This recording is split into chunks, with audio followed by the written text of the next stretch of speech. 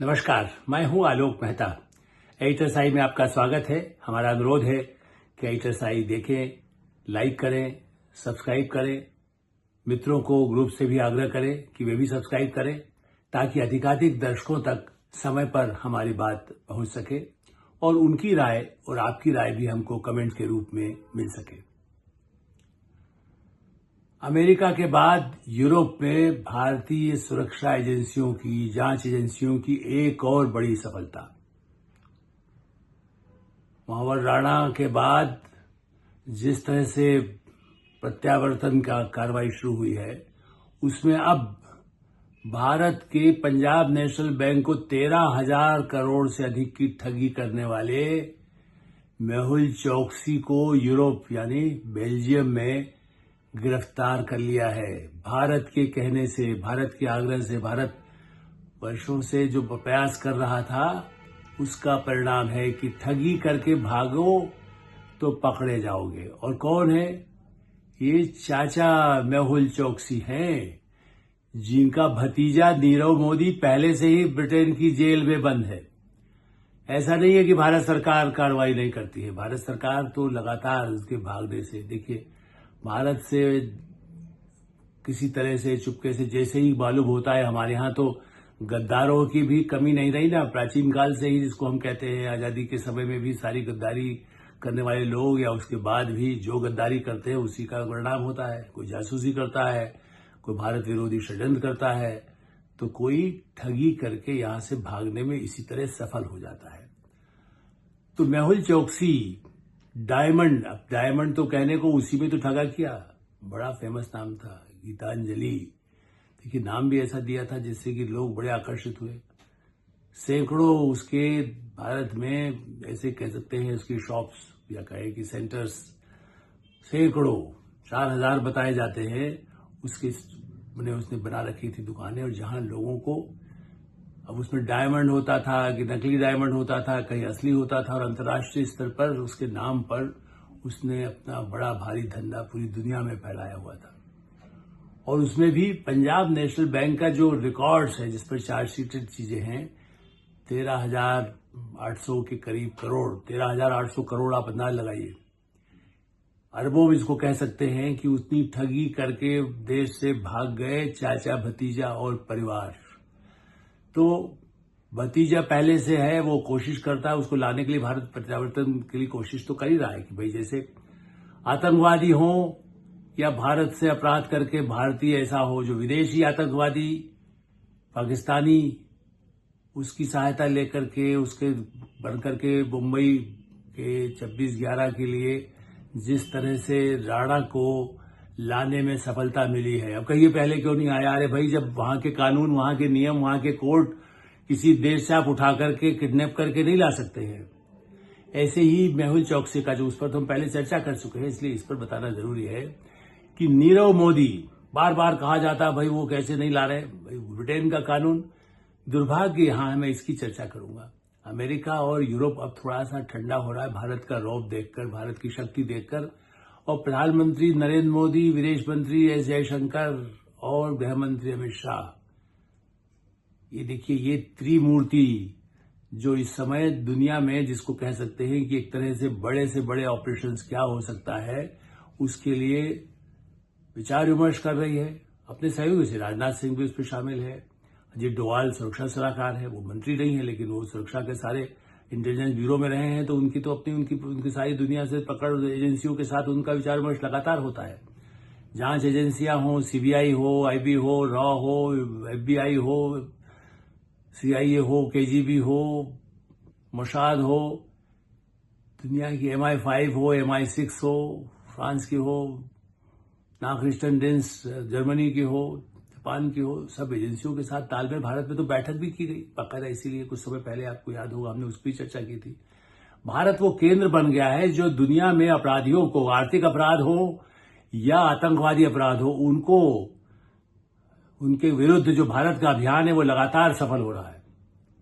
आप कह सकते हैं भाई आप तारीफ करते, देखिए, यदि अच्छे अपने एजेंसी के जो ईमानदार लोग हैं, वही करोड़ों रुपए लेके यहां से भाग सकते थे। हमारे कहे ऐसे भी तो पहले रहे हैं ना गद्दार, जो कुछ धन लेकर के गड़बड़ करते हैं। तो इसका पीछा बार बार नहीं किया था, कहां कहां गया। अच्छा, उसने भी क्या चालाकी किया है मेहुल चोकसी, जाकर के कैरिबियन सी के किसी एक छोटे से, इसको आप कहते हैं टापू जो होता है, वहां जाकर के आप छुप गए और फिर कहा कि मैं तो एंटीगुआ का, मैं वहां का नागरिक बन गया हूं, कुछ करोड़ पहले से आप वहां जमा कर दीजिए, तो और आप कहिए कि मैं यहां का नागरिक हूं, वहां दे देते हैं आप। तो जहां कोई आबादी नहीं है, जहां केवल पैसा कोई दीजिए और वहां रहने लगिए। वो देखा जाए तो नागरिकता उनको, देशों की मान्यता मिल गई, लेकिन एक द्वीप जिसको कहते हैं ना टापू, कहीं छोटे आप किनारे कहीं चले जाएं, आप समझे कि, और उस पर कहें कि भाई ये मेरा इलाका है, और मैं यहाँ रहना चाहता हूं, मैं यहाँ बस जाऊंगा, यहाँ ये पैसा लगा देता हूं, मकान में ले लेता हूं बस, और उसमें पैसा जमा कर दिया, तो उनकी आमदनी वहां उस टापू की, आइलैंड जिसको आप कहते हैं, अब वो जाकर के वहां घुस जाए, और उसके बाद में बीच में उसको इसीलिए पकड़ने में दिक्कत आ रही थी, जो वहां के कानून के साथ कोई समझौता। लेकिन हाँ, अब क्यों पकड़ा गया है? मेहुल चौक से भागता रहा, कभी इधर से उधर, और दूसरा उसने कहा, उसने बाकायदा पहले एक बार अरेस्ट होने की नौबत आई है, तो उसने ये कह दिया कि नहीं साहब, मेरे लिए खतरा है, भारत की एजेंसियां पता नहीं मुझे मार देंगी, या मेरे लिए है और मैं कोई ऐसा खतरा है, तो उसके लिए इंटरपोल ने भी, देखिए कोई कानून नियम कैसे होते हैं, इंटरपोल सही माने में इंटरपोल को खुद पुलिस नहीं है, इंटरपोल भारत के कई, हमारे देश के कई नागरिकों को, जनता को, या कई बड़े बड़े लोगों को भी ये चिंता नहीं होता कि इंटरपोल को कह दिया मतलब बस हो गया हमारे।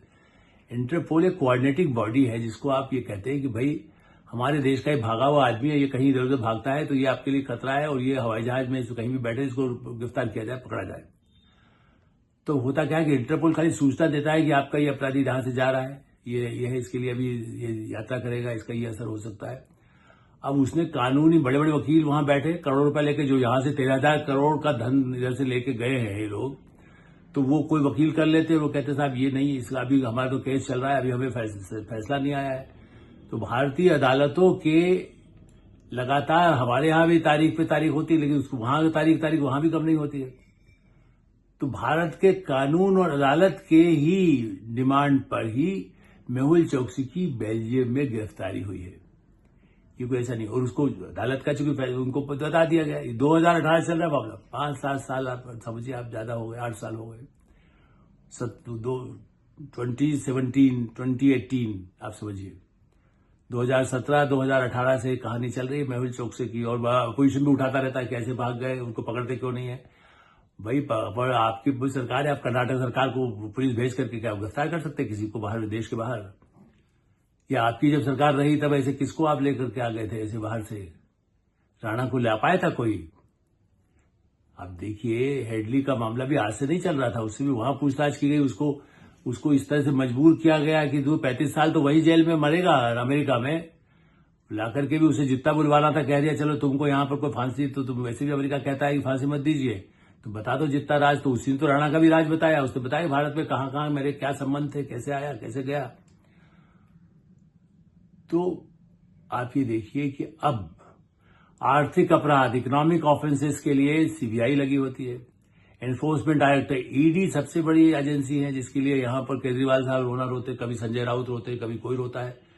ईडी यदि उसको वहां पर कर रही सफलता, तो क्या ईडी पे भी, वो भी कोई पूरा अपोजिशन का आदमी है? मान लीजिए शिवसेना का आदमी है, मैंने शिवसेना में उद्धव ठाकरे की सेना का है कैसे भाई, या शरद पवार का है, कांग्रेस के राहुल गांधी का दोस्त है क्या? आप कह दीजिए अपोजिशन में है, हमारा आदमी है, इसीलिए उसको एफडीए ईडी कर रही है। अरे वहां बेल्जियम से गिरफ्तार करा लिया, अरे अमेरिका से उसको बुलवा लिया, हमारे कनेक्शन तो हमारे थे।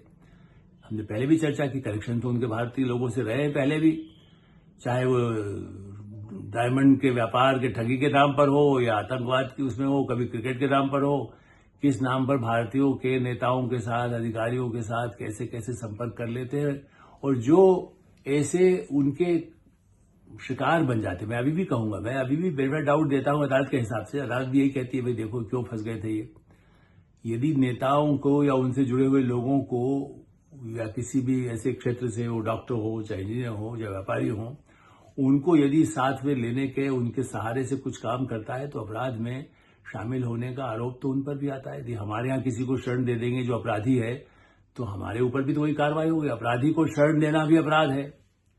हाँ, ये दुखद है कि अमेरिका, कनाडा, यूरोप के कई देश और ब्रिटेन खास करके ऐसे आर्थिक अपराधियों को भी, चूंकि वो करोड़ों रुपया वहां दे देते हैं, और अमेरिका ने भी कहा इतने हजार करोड़ डॉलर आप यहां दे दीजिए तो आप यहां रह लीजिए, उसमें वो कुछ अपराधी भी घुस जाते हैं, चाहे होता तो सामान्य, ऐसा नहीं कि सरकारें चाहती ऐसा हो।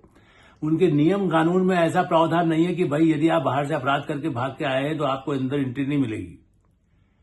भारत यदि सूचना भेजता है, लेकिन वो कहते हैं यहां देखिए, यहां पर अभी आया है, अभी इसको सजा तो हुई नहीं है, अभी यहां सुनवाई होगी, हमारी अदालत में होगी। इसलिए ब्रिटेन की, अमेरिका की, फ्रांस की, जर्मनी की उन अदालतों में भी भारत से कोई भागा हुआ व्यक्ति है या किसी देश का, तो उसके यहां पहले उनकी अदालत उनको, क्योंकि वो वहां कानून वो शरण ले लेता है ना। ये सब ऐसे है, जैसे ये कई बार युद्ध के समय तो ऐसा होता ही है कि कोई देश में कुछ ज्यादा तानाशाही है तो उससे भाग कर आया, उसको शरणार्थी के लिए। ब्रिटेन में, जर्मनी तो और ज्यादा व्यवस्था थी, अमेरिका में व्यवस्था धीरे धीरे सब खत्म हो रही है, चूंकि अब कोई ऐसी स्थितियां नहीं होती। कानून चले आ रहे हैं दूसरे विश्व युद्ध के बाद से, जो ऐसे कानून थे, भाई कहीं हमला हुआ है तो उसको ले ले, या कम्युनिस्ट देशों में ऐसा होता था, या तानाशाही देशों में होता था, या खाड़ी के देशों में होता था, जब जान को खतरा हो बचाने के लिए एम्बेसीज वहां पर दे दी। बहरहाल मेहुल चौकसी का मामला और नीरव मोदी का मामला बहुत गंभीर, परिवार को लेकर उनको जैसे ही भनक मिली कि अब बैंक ने हमारे ऊपर बिल्कुल ठोस कर दिया, ईडी और सीबीआई और सब लग गए और किसी भी दिन गिरफ्तारी हो सकती, तो चुपचाप भाग लिए।